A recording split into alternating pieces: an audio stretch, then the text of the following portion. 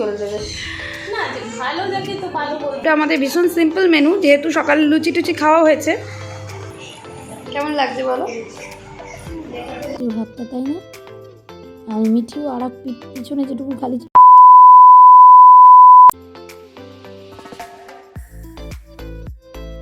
Good morning বন্ধুরা, তোমরা সবাই কেমন আছো? আশা করি তোমরা সবাই খুব ভালো আছো, আমরাও খুব ভালো আছি। আমার একটি নতুন ব্লগে তোমাদের অনেক অনেক অনেক স্বাগত।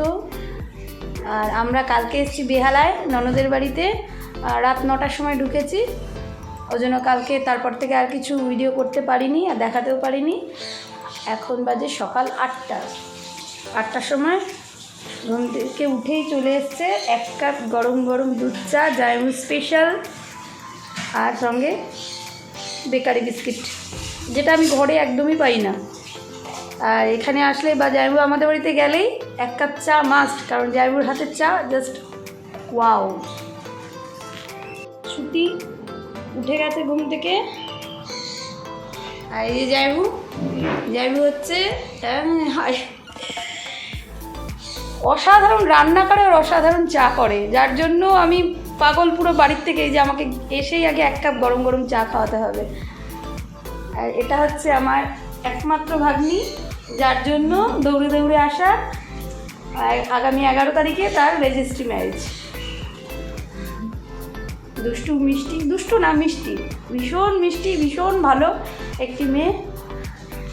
কত প্রশংসা, যারা প্রশংসা শুনতে ভালোই লাগে। আর যারা প্রশংসা পাওয়ার যোগ্য তাদের তো প্রশংসা করতেই হবে, তাই না? একটুও বাড়িয়ে বলা না, খুব ভালো মেয়ে, খুব ভালো মেয়ে। তেমনি আমিও বলি, আমিও এরকম এত ভালো মামি পেয়েছি যে কি বলবো, ভীষণ ভীষণ ভালো। মানে এরকম মামি হয় বলে আমার মনে হয় না। আর এটাই হচ্ছে আমাদের বন্ডিং। ভীষণ ফ্রেন্ডলি সাপোর্টিভ মামি, মানে যে সেই রিলেশনটাই থাকবে সেরকমটা একেবারেই নয়। খুব খুব ফ্রেন্ডলি সাপোর্টিভ, সব দিকে ভীষণ আন্ডারস্ট্যান্ডিং, বলছে মানে আমাদের ইকুয়েশনটা খুব খুব ভালো। শুনে নিলি তো? আমার সম্পর্কে কিছু জিজ্ঞেস করতে হবে না, ও তার আগেই বলে দেবে। না যে ভালো লাগে তো ভালো বলতেই হবে, তাই না? আমার একটা আলাদাই বন্ডিং আছে আমার মামির সাথে। আর এই হচ্ছে কি ননদিনী রায়বাগিনী, তাই তো? ননদিনী রায়বাগিনী মোটেই না, একটুও না। আমার বড় দিদি আরও করছে, এদিকে আসো। আমার বড় দিদি, আমার দিদি নেই, এটা হচ্ছে আমার বড় দিদি। দেখো মাকে মাম কালার করে দিচ্ছে চুলে। মা চুলে কালার করার সময় পায়নি বাড়িতে, তাই এখানে এসে মাকে কালার করে দিচ্ছে। আর এই দেখো আমার মাহি ঘুম থেকে উঠে ঘুরে বেড়াচ্ছে, একবার সোফায় উঠবে, একবার নামবে, চতুর্দিকে খেলে বেড়াচ্ছে। তোমার চুলগুলো তো একটাও পাকেনি, তুমি তাও কি কালার করছো? এত সুন্দর নাচ জামাই, একটু নাচ কালারফুল হবে, একটু সেজে গুজে থাকতে হবে তো। বাবা, অত সুন্দর নাচ জামাই বলে সেজে গুজে থাকার জন্য কালো চুলকে কালো করছে আরো।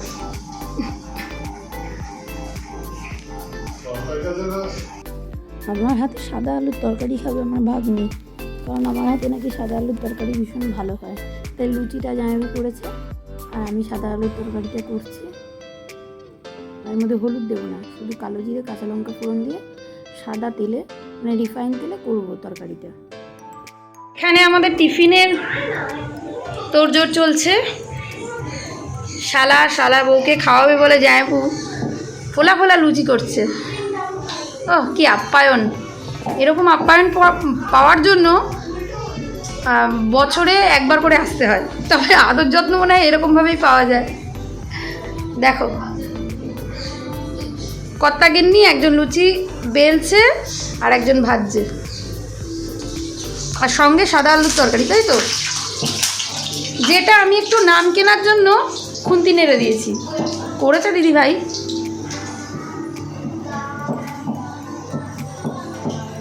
কার কার দেখে লোভ লাগছে এই লুচিগুলো? জামাইবু হচ্ছে রান্নার স্পেশাল। সারাদিন কাজকর্ম করে আসার পরও তার একটু অনীহা হয় না রান্নাঘরে ঢুকে রান্না করা। আর আমরা আসলে তো কথাই নেই, ভ্যারাইটিস করবে আর খাওয়াবে।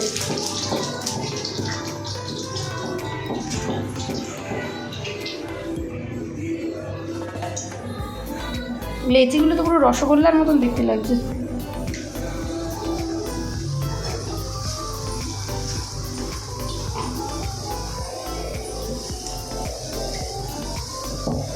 দুপুরে মেনু ঠিক হয়ে গেছে, ঠিক হয়ে গেছে তো দুপুরের মেনু।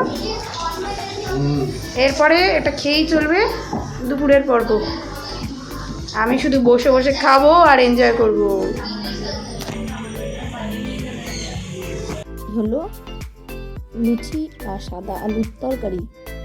আর আমরা বারণ করেছিলাম যে যেন থালা না করে, কাগজের প্লেট কতগুলো কিনে আনতে বলেছি, কারণ দিদিভাইয়ের কোনো হেল্পিং হ্যান্ড নেই, ওর জন্য কতগুলো বাসন মাজবেও, তাই আমরা বারণ করেছিলাম যে আমরা কাগজের প্লেটেই টিফিন বা দুপুরে খাওয়া দাওয়া করবো। আর লুচি আর তরকারিটা অসাধারণ হয়েছিল। এই দেখো এখানে আমার মার ডিউটি পালন করছে, এখানে এসেও পুজো করছে, সঙ্গে আমার ছোটো মেয়ে মাহি, ও এসে মায়ের কোলে বসেছে শুধু বাতাসা খাওয়ার জন্য।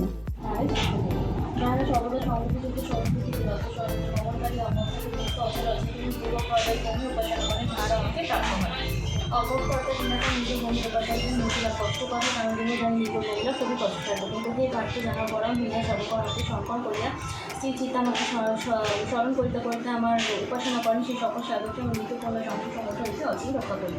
আমাকে মনে নিষ্ঠা করে আমাকে বুদ্ধিযুক্ত হওয়া করে দিবেন, তা আমাকে প্রাপ্তি দিতে সন্দেহ নেই।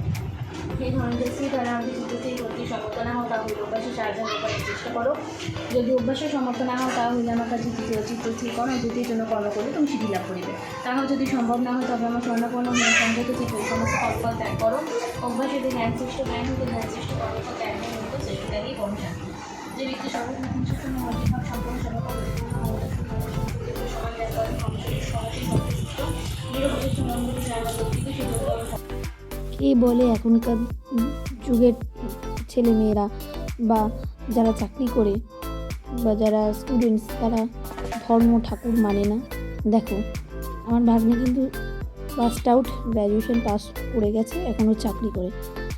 তাও রেগুলার রোজ সকালেও কিন্তু স্নান করে উঠে প্রথম কাজ হচ্ছে ওর গীতা পাঠ করা। ও গীতা পাঠ করবে, তারপরে অফিস কাছারি বা বাদবাকি কাজকর্ম করে।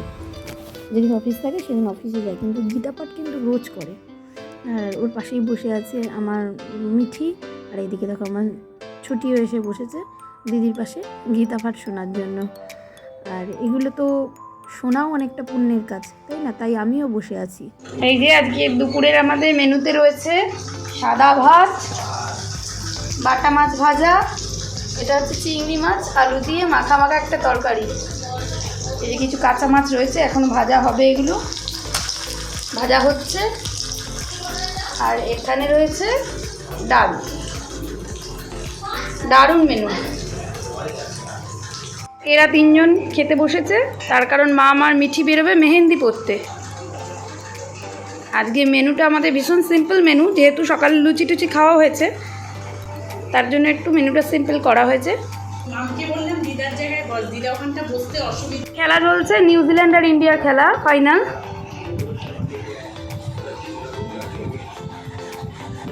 আর এইদিকে পাপাই আর জামাইবাবু যাচ্ছে বাজারে, ওদের বাজারে কিছু কাজ আছে, কারণ ভাগ্নির রেজিস্ট্রি, রান্না বান্না সমস্ত কিছু হবে, সেগুলো সমস্ত করতে ওরা দুজন মিলে বেরিয়ে পড়ছে। ওদের খাওয়া দাওয়া হয়ে গেছে, খাওয়া দাওয়া করে মিলে যাচ্ছে বাজারে। আর মিঠি আর মাম তো মেহেন্দি করতে যাবে, আর আমি আর দিদিভাই এখনও খাইনি, ওরা বেরিয়ে গেলে তারপর আমরা খেতে বসবো। রেজিস্ট্রিটাই তো আসল বিয়ে বলো এখনকার দিনে, তাই ওটাকে তো ইম্পর্টেন্স দিতেই হবে। তবে আমরা খুব নিজেরাই করছি এই অনুষ্ঠানটা, আর 1 বছর বাদ ওর বিয়ে হবে, সেখানে আমরা লোকজন বলবো, সোশ্যাল ম্যারেজ আর কি, সেখানে আমরা ধুমধাম করে ইচ্ছা আছে আমাদের সাধ্য মতন ওদেরকে দেবো আর কি, ওদের অ্যারেঞ্জমেন্ট করব। আর এখানে আমি আর দিদিভাই খেতে বসেছি। আর এত সিম্পল মেনু করার কারণই হচ্ছে আমরা দুপুরবেলা সেই যে লুচি তরকারি খেয়েছিলাম, পেটটা ভার হয়ে গেছিলো তাতে। আর তবে সিম্পল মেনু হলে হবে কি, এই ডাল আর বাটা মাছ ভাজা দিয়ে অসাধারণ লাগছিলো খেতে। আর চিংড়ি মাছ আলু দিয়ে যে তরকারিটা করেছিল না, ওটা দারুণ করেছিল, দিদিভাই করেছিল। দিদিভাই রান্নাটা খুব ভালো করে। আর আমার মাহি ঘুমোচ্ছে, আমাদের দুপুরের এখন আপডেট। মাম আর মিঠি যাবে, মাম যাবে মেহেন্দি পরতে, মিঠিকে নিয়ে যাবে, কারণ রেজিস্ট্রি তো আসল বিয়েই তো রেজিস্ট্রি, তাই না? তো তার আগে আগে একটু মেহেন্দি পরলে হাতটা ভালো লাগে, ওর জন্য এখন বেরোবে। আর মিঠিকে কালকে রাত্রেবেলা মাম পরিয়ে দিয়েছে মেহেন্দি, আমাকেও নাকি পরিয়ে দেবে, কালকে পরবো সেটা। তাহলে চলো দেখা যাক আর কি কি চলে এর পরবর্তী প্রোগ্রাম। একটু রিল করছিলাম তাই সেজে গুজে নিয়েছিলাম, দেখো কেমন লাগছে বলো। আর ওরা দুজন মিলে চলে এসছে মেহেন্দি পরে। এখন সন্ধে হয়ে গেছে, ওরা এতক্ষণ পরে আসলো মেহেন্দি পরে, কি অসাধারণ লাগছে ওর হাতটা, তাই না? আর মিঠিও আর এক পিছনে যেটুকু খালি ছিল সেটুকুতেও নাকি ওকে পরিয়ে দিয়েছে। 350 টাকা প্যাকেজ, এর মধ্যে সুন্দর করে তিনজনকে মেহেন্দি পরিয়ে দিয়েছে। আমার ছুটি দেখো পড়ে গেছে, খুব কাঁদছে, তাই ওকে একটু সামলাই। আজকের মতন এখানেই শেষ করি, আবার পরবর্তী নেক্সট ব্লগে তোমাদের সঙ্গে দেখা হবে, কথা হবে, কারণ ছুটিটা কাঁদছে তো ওকে একটু দেখতে হবে, আর রাতের অনেক কাজকর্ম আছে সেগুলো করব। তাই আজকের মতো টাটা।